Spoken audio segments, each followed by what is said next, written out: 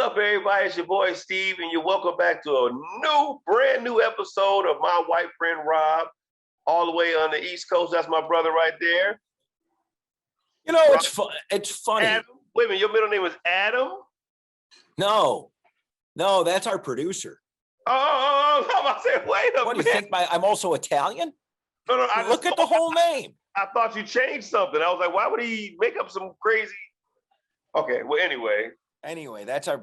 And here's the shocking thing that people will be amazed at. What? There's a producer. Okay. Right. Wait a minute. So y'all added another person and not get paid? This is brilliant. Oh yeah, it's amazing when somebody hears the word internship, what you can pull. Right. And but anyway, so last episode I shared with what you. I've been dreading. All right, let's go. I need to hear this. Let's go. Okay, so we buy a house that's out in an area called Chautauqua County. There's Chautauqua. Okay, where? Okay, the Buffalo. How far is that from Buffalo? About an hour. Okay, an hour from Buffalo. Go.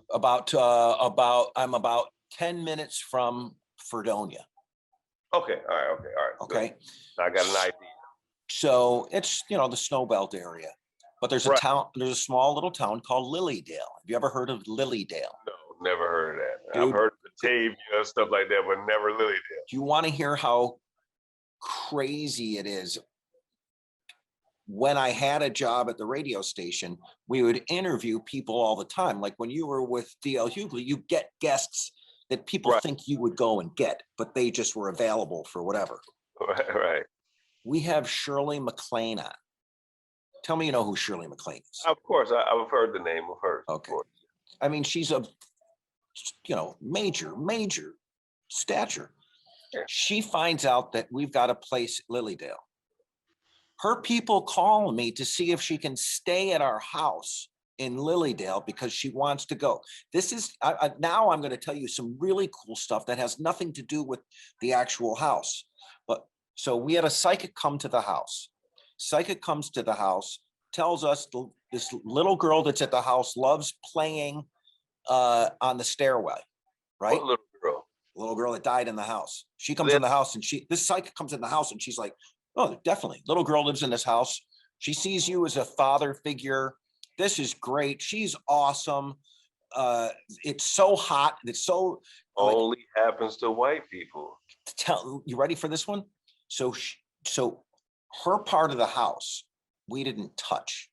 It's still the way it was left.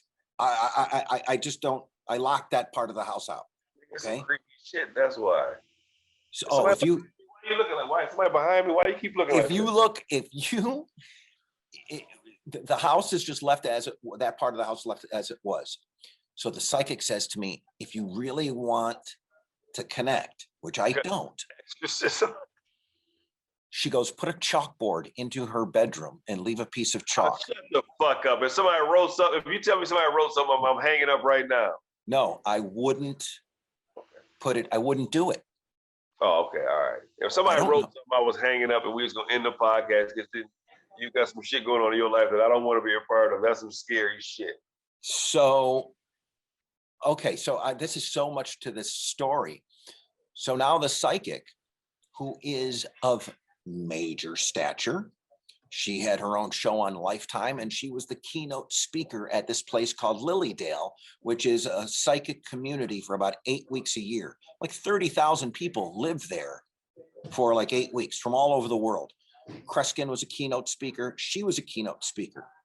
In Lilydale? Yes. So check this out. Never heard of this place ever. She sends me a picture. Of the girl? No. Are you home right now? Because I want to show the house to someone. It's Dan Aykroyd. Okay. Dan Aykroyd's dad was the founding member, one of the founding fathers of this psychic community. Dan Aykroyd, I may get a little bit of this wrong, but if Dan Aykroyd somehow is hearing this, contact us and correct us. But he was at my house, and there's a library in Lilydale. Dan Aykroyd's dad wrote a book called Ghost Busting in like Oh, yeah, that's why, because he's one of the original writers of Ghostbusters. So the scene in Ghostbusters where the lady's taking a book out of a library, that's filmed in Lilydale. Wow. That's So great. isn't it crazy? So, okay, so now let's get to, there's shit that goes on constantly, Steve. Stuff's moving. What do you mean moving? There's a doll that we found that when we were doing work, the house was a complete disaster. We doing like Annabelle? Dude, it's a little Italian guy on a gondola. I don't know why it's there, but I didn't throw it out. It showed up in the workman's. What the fuck you mean it just showed up? Wait, what do you mean? It was on the fireplace mantle. Then when I come back, it's in the guy's toolbox. Then when I come back, it's on the floor in another part of the house. The psychic lady says she comes and she plays with it. Oh, okay. The psychic lady, she comes and plays with it? No, the psychic lady says the little girl, when you leave, plays with that doll, and she wants you to know that she's there. So, okay. Wait, hold on. So now I got to tell you. No, hold on. Wait, we got to break this down. Because wait a minute. So, do you leave the house unlocked? No, absolutely not. Steve, I've had this house now for about 5 years. Your house, man. Who has keys to the house besides you? My neighbor, but no. Your neighbor is an asshole, and you can't tell me shit like this because this will really fuck with me. That there's ghosts in people's houses doing. You know, I told you that bothers me. All right, so hold on. I got to tell you your neighbor's an asshole. No, so okay. Neighbor, I hope your neighbor's watching. You're an asshole. No, he's not. Me. No, he's scared me. You're an asshole. I'm gonna fuck with you even worse. Okay. There's cameras in there. No. So listen. So now I take on as a COVID project the rebuilding of the back of the barn. The back of the barn still has a pulley system where people would come down by horseback down our property to pay off their tax debt to the judge, and he would do it by feed. You would weigh the feed, and all that stuff is still in this barn. So I built a room and a deck outside, and as we're building it, I'm like, this floor is empty. Like underneath we pull the floorboard out. There's shoes buried under the floorboards. They're corseted up shoes from like 1850. We contact the people at Lilydale and say there's shoes. Why would there be shoes? My wife thinks it's because there were slaves that lived up there because it's on the rail system, the Underground Railroad system. Right. Harriet Tubman was from in that area, you know. Yeah, because the Underground Railroad came through Buffalo too, so. Right, absolutely. Ends up, if you were selling your house and your house was possessed and you didn't want that spirit to follow you to your next residence, you buried your shoes under the floorboard in the barn. So that, right? So now I'm holding these shoes in my hands. They were worn by a woman 200 years ago who was scared shitless and buried them under the floorboards and got the fuck out of this house, and nobody tells me. Okay? I'm there. This only happens to white people. Only. I've never seen. I mean, has there ever been? Okay, hold on. I'm not done. So 2 weeks ago, I'm talking to a comic. I don't know if you know who Philly Plowden is. No. A man of your background,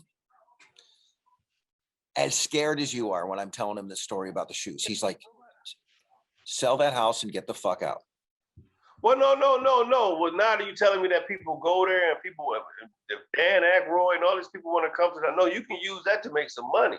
Now, So hold on. I'm not gonna. I couldn't because if I would sell it. That house. I'm not gonna profit off of this girl at all. I'm not gonna. She's dead. No, she's not dead. Shut up and watch. I don't know if you can see that. There you go. See that? Uh-huh. A tree fell on the house where the shoes are 2 weeks ago. I see it. Maybe the people won't be able to see. We have to superimpose it later, but I see it. 5 cords of wood came out of this tree that fell on the house right where the shoes were that we took out of the floorboards. You gonna tell me that's coincidence? You're gonna tell me that's my neighbor? Well, okay. That's So you will never go there when you come back to Buffalo. I could never get you there. Fuck no. Dude, I told you. I know why. I'll tell you why. Why? Go. You're scared of becoming so scared that you become white. Yeah, well, yeah, I don't think I am. Actually, I'm 10% Irish. I found that I'm 10% Irish, 30% Nigerian. So I always wonder why I was attracted to Irish women. Why I always wanted to be inside. Because they were drunk enough to say yes. There it is. I always wanted to be inside Irish women because I found out I have Irish inside me. So now I get it. So you see. All right. So tell me your ghost story. Well, it's not a ghost story. I'm just afraid of like haunted houses. You start off by telling me the house is haunted. So Halloween, they have these dumb haunted houses. And I remember one time when I was on WBLK, my co-host. In Buffalo. Yeah, Brian Scott, Kim Fox, and Lou St. James, right? So Brian Scott and my friend Terry Davis, she used to do afternoons. We all went up to Niagara Falls just to hang out. Now, they didn't know I was afraid of haunted houses because I don't tell people shit that I'm, cool. You don't want to tell people. Like if I go to McDonald's to get some McNuggets and then Ronald and Grimace and them walk in like clowns and shit like that, I'll just go and leave because I don't want to start no trouble. Because So we go to this haunted house and I tell them I don't want to go. I'll wait for them on the outside. So somehow they get this idea to be funny to drag me in. So it's them two plus. It should have been a lawsuit. The person who works there, they drag me into this haunted house, right? And then we're in there and it's dark and the only way you can get out is go forward.